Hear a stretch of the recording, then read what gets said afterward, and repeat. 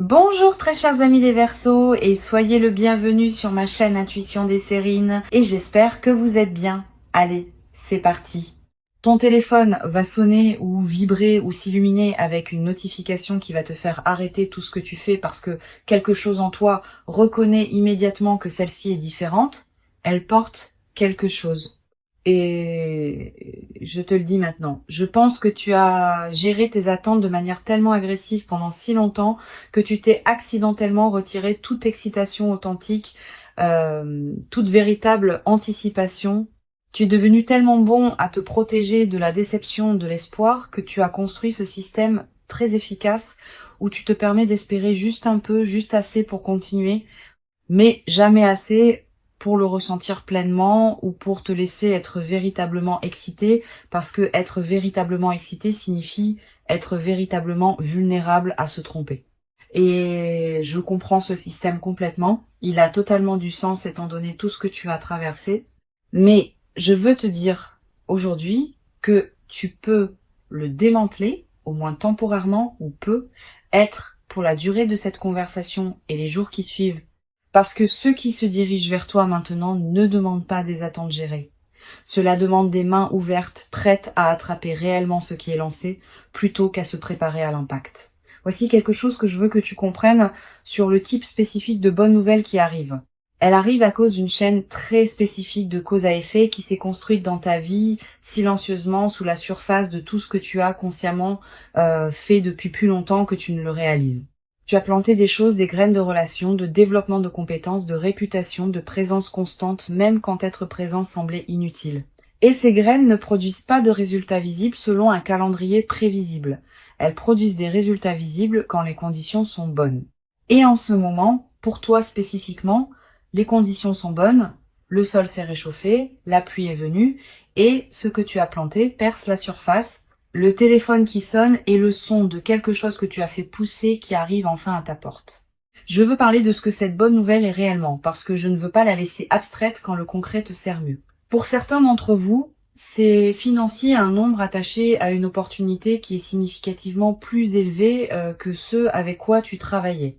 Une offre qui réinitialise la base de ce que tu penses être disponible pour toi financièrement. Pour certains d'entre vous, c'est professionnel. Une reconnaissance de ton travail. Une porte qui s'ouvre dans ta carrière, qui change ta trajectoire d'une manière qui semble disproportionnée au pas unique qu'il a ouverte. Pour certains d'entre vous, c'est profondément personnel. Quelqu'un qui te contacte dont le nom à l'écran va faire à ton cœur quelque chose de compliqué et merveilleux. Pour certains d'entre vous, c'est une information pratique qui arrive et résout une situation que tu essayais de naviguer sans assez de clarté, qui te donne enfin ce dont tu as besoin pour avancer. Quelle que soit la forme spécifique qu'elle prend dans ta vie, voici ce que toutes ces versions ont en commun. Elles vont sembler irréelles. Pas fausses, véritablement réelles, mais irréelles, dans le sens de dépasser le plafond de ce que tu te permettrais d'espérer. Dans le sens d'arriver à un niveau qui rend tes circonstances actuelles soudainement très temporaires. Dans le sens d'être tellement plus que ce à quoi tu te préparais que ta première réaction pourrait en fait être de rire. Juste un rire pur, surpris, dépassé. Cela ne peut pas vraiment être en train d'arriver. Laisse-le venir. C'est de la joie qui ne sait pas encore quelle forme prendre. Elle le découvrira. Laisse-moi te dire quelque chose sur le timing de tout cela parce que je pense que c'est important. La bonne nouvelle qui arrive en ce moment arrive à un moment très spécifique dans ta vie qui n'est pas accidentel. Elle arrive au point exact où ta capacité à la recevoir a atteint le niveau requis pour qu'elle reste. Pour qu'elle soit durable, pour qu'elle devienne la fondation d'un nouveau chapitre plutôt qu'un simple point lumineux dans une histoire autrement inchangée. Pense à ça. Si cela était arrivé il y a 6 mois, il y a 1 an, il y a 2 ans, aurais-tu été prêt à la recevoir de la même manière ? Aurais-tu eu la combinaison spécifique de connaissance de soi, de résilience et de clarté que tu as maintenant ? Presque certainement pas. Les saisons difficiles que tu as traversées, celles qui semblaient juste être difficiles pour le plaisir d'être difficiles, construisaient en fait quelque chose en toi. Spécifiquement, précisément, construisez la version de toi qui peut gérer ce qui arrive et en faire quelque chose de durable plutôt que de tout brûler. Le timing n'est pas cruel, il est chirurgical et la chirurgie est terminée. Le téléphone est sur le point de sonner. Maintenant, laisse-moi aborder quelque chose pour les personnes qui sont assises là à penser « On m'a déjà dit que de bonnes choses arrivaient et elles n'arrivaient pas. Je t'entends et je ne vais pas écarter cela avec une fuite spirituelle sur le timing divin. Ce que je dirais est ceci. Il y a une différence entre quelqu'un qui te dit que de bonnes choses arrivent comme une forme de réconfort et quelqu'un qui voit réellement les conditions spécifiques de ta vie et reconnaît les schémas de quelqu'un qui est véritablement sur le point d'une percée. Les conditions dans ta vie en ce moment sont du deuxième type. Les choses spécifiques qui indiquent un véritable changement à venir, l'agitation qui semble différente de l'agitation habituelle, le sens que quelque chose est presque là, la façon dont certaines choses se sont réarrangées silencieusement dans tes circonstances extérieures. Ce sont des indicateurs réels, pas des souhaits. Des indicateurs, et ils pointent quelque part de très spécifique vers ton téléphone, vers de bonnes nouvelles, vers le genre de moment dont tu te souviendras clairement pour le reste de ta vie, comme celui où tout a changé. D'accord, chère âme. Le téléphone qui sonne est la note d'ouverture. Belle, significative, le moment où tout change. Mais la musique qui suit est ce qui compte réellement. Et la façon dont tu te présentes pour la musique détermine si cette bonne nouvelle devient un bref moment lumineux ou le début de quelque chose de véritablement transformateur. Alors, parlons-en. La première chose qui se passe après l'appel ou le message ou la notification, c'est que tu vas opérer dans un état émotionnel élevé. Les bonnes nouvelles, surtout celles qui dépassent tes attentes, activent ton système d'une manière qui est physiologiquement similaire au stress. Même si le contenu est positif, ton rythme cardiaque augmente. Ta pensée pourrait devenir plus rapide et moins linéaire.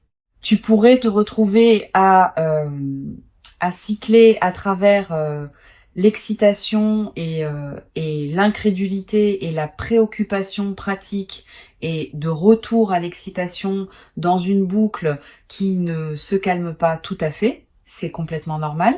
C'est juste ton système nerveux qui traite quelque chose en dehors de sa portée prévue. Et la chose la plus importante que je peux te dire pour naviguer dans cet état est ne prends aucune décision majeure dans les 24 premières heures si tu peux possiblement l'éviter. Pas parce que l'opportunité n'est pas réelle ou n'est pas juste, mais parce que les décisions prises dans un état élevé, même un état positivement élevé, manquent souvent des nuances qu'une version plus calme de toi attraperait. Laisse la vague initiale d'émotions te traverser. Dors dessus si tu peux. Et ensuite réponds depuis la version installée. Claire, j'ai traité cela de toi-même plutôt que la version submergée, c'est surréel. Voici quelque chose de très spécifique sur ce qu'il faut faire dans la conversation réelle, l'appel réel quand il arrive. Écoute plus que tu ne parles. Je sais que cela semble contre-intuitif quand tu es excité et que tu as des choses à dire et que l'élan du moment te porte en avant, mais la personne à l'autre bout de cet appel te dit des choses dans ses mots, dans les détails spécifiques qu'elle choisit de partager, dans ce qu'elle met en avant et ce qu'elle survole, qui contient des informations importantes sur ce que cette opportunité est réellement et sur ce qu'elle exige réellement de toi. Et si tu parles par-dessus cette information avec ton propre enthousiasme, tu vas manquer des choses qui comptent. Écoute d'abord, pose des questions avant de prendre des engagements. Assure-toi de comprendre ce qui est réellement offert avant de répondre à ce que tu penses être offert, parce que la nature unique de ce qui arrive signifie qu'elle mérite ton engagement le plus réfléchi, le plus lucide, le plus pleinement présent, pas la version réactive. Laisse-moi parler d'argent spécifiquement parce que je sais que pour beaucoup d'entre vous, c'est là que la bonne nouvelle est la plus urgentement nécessaire et la plus transformatrice quand elle arrive. La bonne nouvelle financière qui se dirige vers toi va venir avec une décision attachée à elle. Pas nécessairement immédiatement, mais assez rapidement, un moment où tu dois décider quoi faire avec soit l'opportunité, soit les fonds eux-mêmes. Et je veux te donner un cadre pour cette décision qui, je pense, va te servir beaucoup mieux que de l'inventer dans le moment. Avant toute chose, avant toute dépense, avant toute célébration, avant toute générosité envers les gens autour de toi, aussi sincèrement motivée soit-elle, sécurise la fondation. Quelle que soit la forme que prend la bonne nouvelle financière, ton premier mouvement est le mouvement qui rend le niveau suivant de ta vie financière structurellement durable plutôt que temporairement élevé. Cela pourrait ressembler à payer la chose qui génère le plus de stress, ou établir la réserve qui n'a jamais existé, ou faire l'investissement dans ta propre capacité, compétences, équipement, infrastructure qui te permet de générer plus plutôt que de simplement gérer ce qui est arrivé. La fondation d'abord, tout le reste ensuite. Parce que la fondation est ce qui fait de cela le tournant plutôt qu'un moi vraiment bon. Je veux parler de la dimension relationnelle, de la bonne nouvelle qui arrive, parce que je sais que pour certains d'entre vous, c'est la pièce qui compte le plus. L'appel qui vient pourrait être de quelqu'un de spécifique, quelqu'un que tu espérais entendre, quelqu'un dont la prise de contact représente la résolution de quelque chose qui était resté non résolu entre vous. Et si c'est le cas, je veux te préparer à la complexité de ce type spécifique de bonne nouvelle, parce que la bonne nouvelle relationnelle, surtout celle qui implique une reconnexion ou une nouvelle profondeur avec quelqu'un qui te tient à cœur, vient avec des couches émotionnelles qu'une bonne nouvelle purement financière ou professionnelle ne porte pas. L'excitation est là, mais la vulnérabilité aussi. Le bonheur est là, mais aussi la conscience de ce que signifie laisser quelqu'un entrer, espérer quelque chose avec une personne spécifique, vouloir un résultat spécifique. Quand cet appel viendra, je veux que tu mènes avec honnêteté plutôt qu'avec stratégie. Pas en partageant trop, pas en performant tes sentiments avant de les avoir pleinement identifiés, mais avec une véritable présence. Une honnêteté réelle, parce que la relation disponible pour toi dans cette saison ne peut être construite que sur la version réelle de toi. La version stratégique te fait démarrer, mais ne te mène jamais où tu veux réellement aller. Il y a quelque chose dont je n'ai pas encore parlé. La bonne nouvelle dépasse ce à quoi tu t'attendais d'une marge qui fait que l'écart entre l'attente et la réalité semble presque rêver. Et cette disproportion n'est pas un accident ou une erreur dans les mathématiques de l'univers.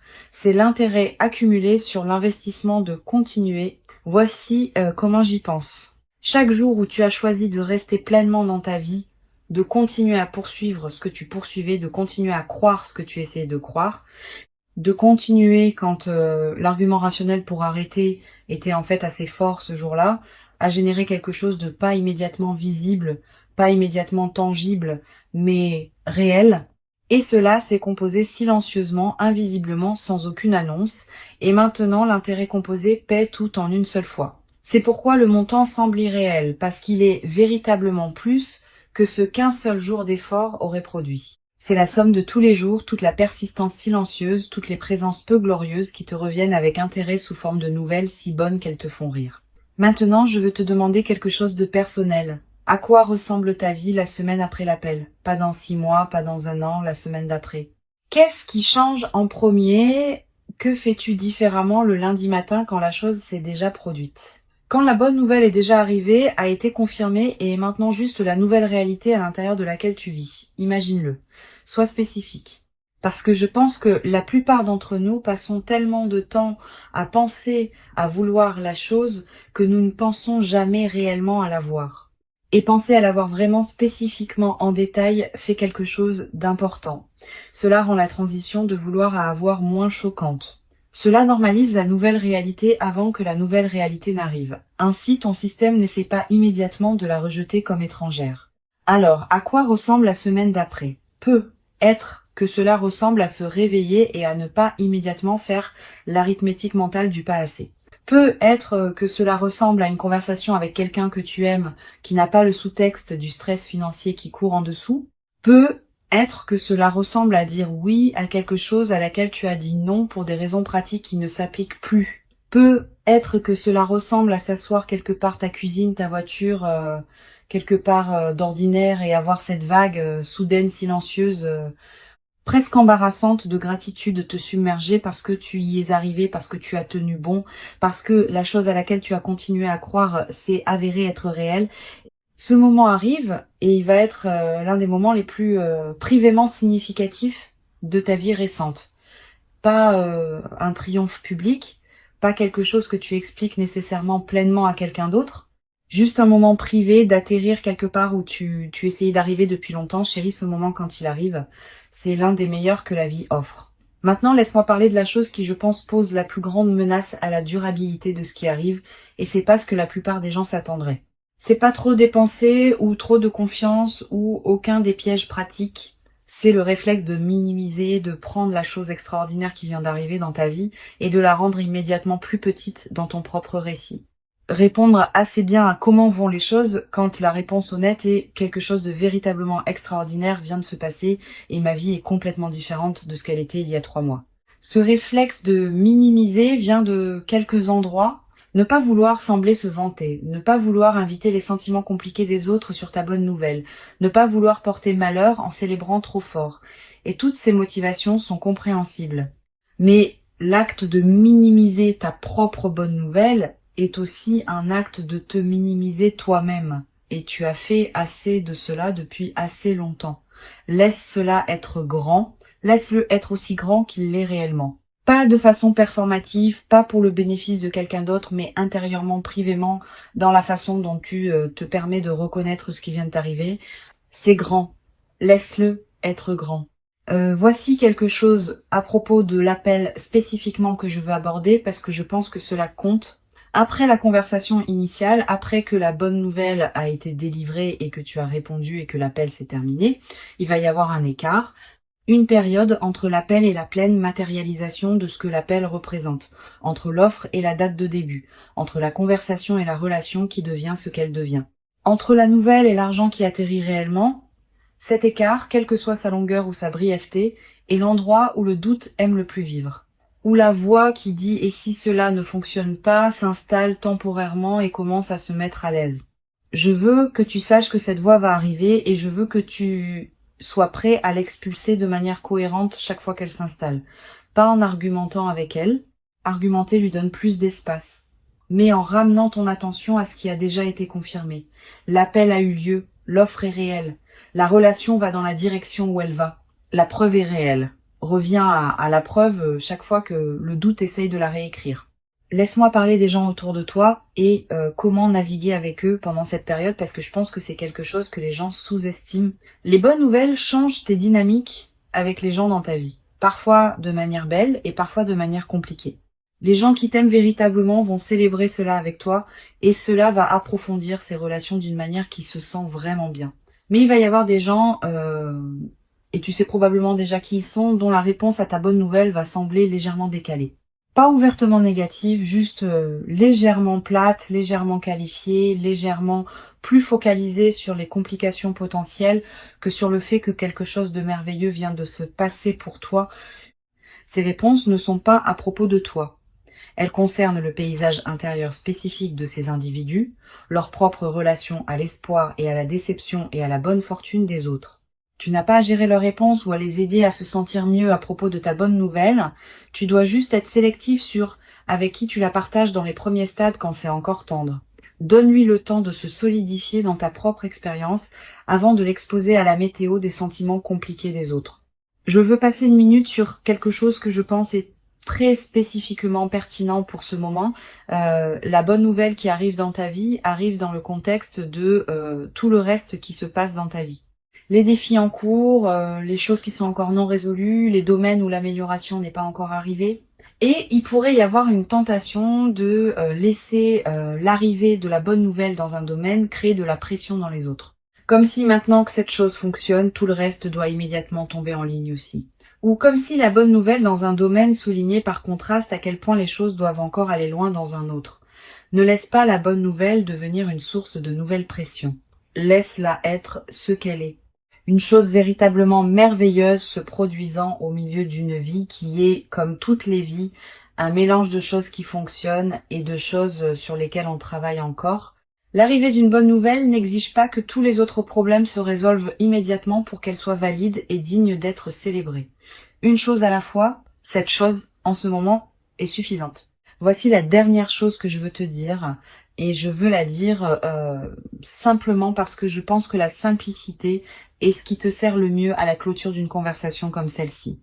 Ton téléphone va sonner ou vibrer ou s'illuminer, et quand il le fera, quelque chose va changer en toi immédiatement physiquement, avant même que tu connaisses le contenu complet de ce qui est délivré. Un changement que tu vas reconnaître comme la chose que tu attendais, pas parce que quelque chose que j'ai dit l'a fait arriver, cela arrivait déjà avant que cette vidéo n'existe, mais parce que tu as construit vers cela, survécu vers cela, refusé d'abandonner ton chemin vers cela pendant plus longtemps que la difficulté de la chose aurait dû l'exiger, et maintenant c'est là.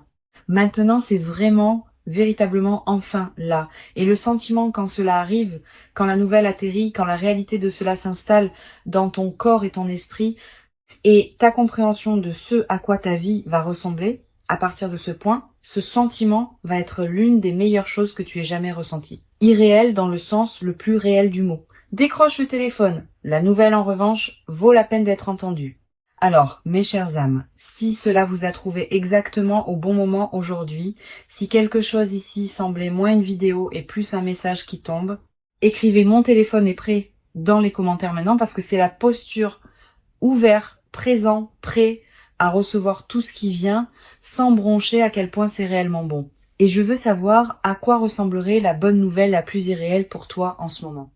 La chose spécifique qui te ferait t'arrêter et juste fixer ton téléphone parce que tu ne pourrais pas croire que c'est réel, dis-le-moi dans les commentaires, sois spécifique, sois honnête, parce que la chose que tu as presque peur de dire à voix haute est généralement la chose qui arrive vraiment. Si c'est nouveau pour toi, abonne-toi maintenant. C'est ce que nous faisons ici de manière constante, et le prochain pourrait être le message dont tu as encore plus besoin que celui-ci. Écris "mon téléphone est prêt". On se voit dans les commentaires.